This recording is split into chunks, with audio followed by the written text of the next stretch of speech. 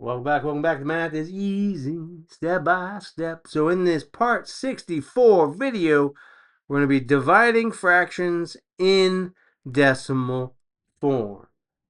All right, so I want to start off some really friendly fraction values. We have 1/4 divided by 3/4. So the first thing you want to do is to convert these fractions into decimal form. And remember, every fraction is a division problem, right? 1/4 is 1 divided by 4. 3/4 is 3 divided by 4. Hey, let's convert those fractions into decimals and get her done. All right, so you can see here, 1 divided by 4. To the right of the 1 is an invisible decimal. I'm just showing it here. I'm going to raise it directly above the divisor bar. So what number times 4 will give me 1? Well, there's no whole number. There's a fractional number I can multiply times 4 that will give me 1. But there's no whole number times 4 that gives me 1. So I'll move over a digit to the 0. 1 and 0 is 10. 4 times what number gets me closest to 10? 4 times 2 is, right? You said 8. You're right on the money. 4 times 2 is 8. I'm going to subtract 8 from 10. That gives me a 2, remainder of 2. I'll bring down the digit 0. Now the 2 is now a 20. So 4 times what number gets me closest to 20 without going over? Absolutely. I kind of cheated. I showed it to you. But yeah, 4 times 5 is 20.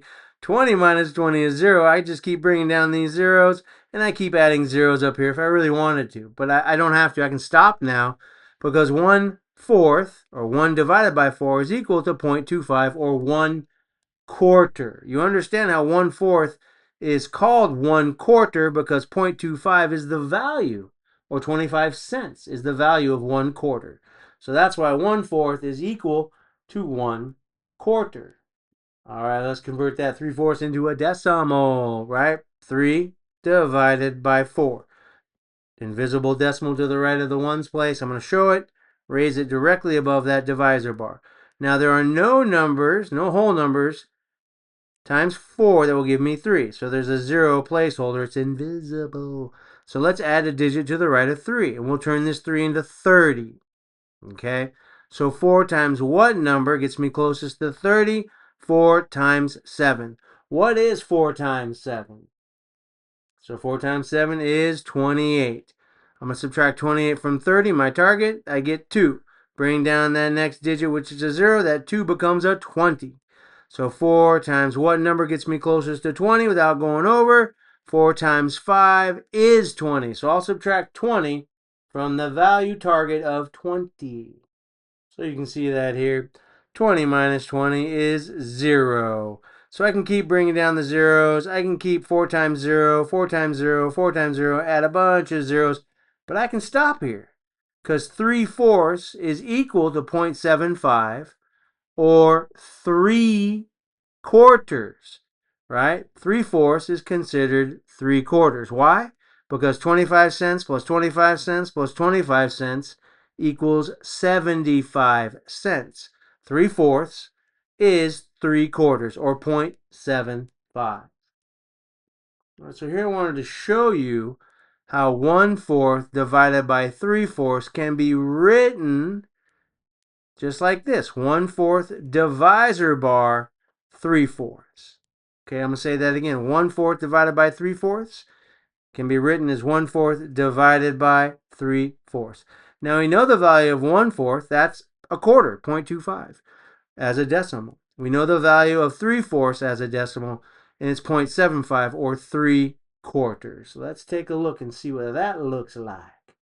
Okay, so you can see that here, right? 1/4 is equal to 0.25, divided by 3/4, which is equal to 0.75 as decimals. Now, there is a rule, right? You can see there's decimal out here. I don't want the decimal here. I want it all the way to the right. Okay, and what I do on the outside, I have to do to the inside of the divisor bar. So, the number of moves on the outside of the divisor bar is equal to the same number of moves inside the divisor bar. Okay, so if I take the decimal associated with 3/4 or 75 hundredths, I'm going to take that decimal, move it all the way past the 5. And it takes me 2 moves to do that, right? And so if it takes me 2 moves to do that on the outside of the divisor bar, I've got to do the same thing on the inside of the divisor bar. Move it 2 times to the right. Okay? So again, whatever I do on the outside, 2 times to the right, I have to do to the inside, moving the decimal 2 times to the right. Okay, so as you can see with the 75, invisible decimal. Decimal's gone, right? Now with the quarter or the 25, the decimal's to the right of the ones place now, right? Or the 5.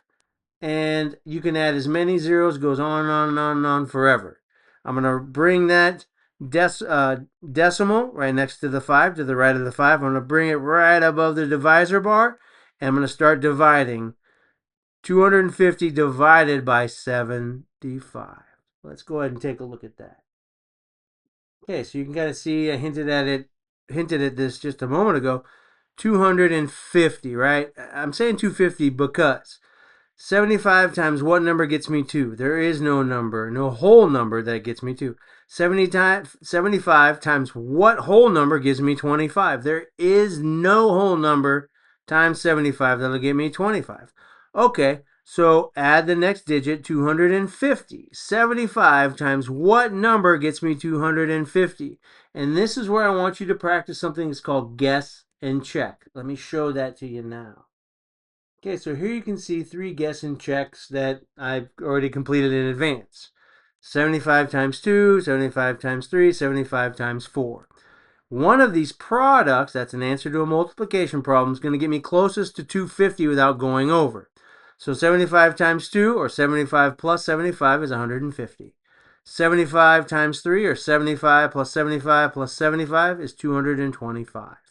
75 times 4, which is 75 plus 75 plus 75 plus 75, is 300. So 300 is over 250.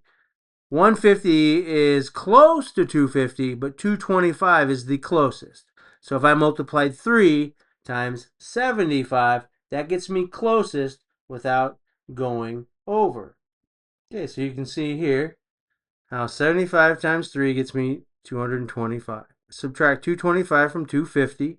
I can't subtract 5 from 0. So I had to borrow from the 5, right? I had to borrow 1 from the 5, which turns it into a 4. And that 1 turns the 0 into a 10. So 10 minus 5 is 5. 4 minus 2 is 2. 2 minus 2 is 0. And I bring down my next digit to give me my new target of 250. So 75 times what number gets me closest to 250? All right, if you said 3, you're spot on. Great job. 75 times 3 is that 225. I'm going to take away 225 from 250. I cannot take away 5 from 0. I had to borrow from the 5, which turns it into a 4. Turns that 0 into a 10. 10 minus 5 is 5. 4 minus 2 is 2. 2 minus 2 is 0. Bring down my 0. I got another 250.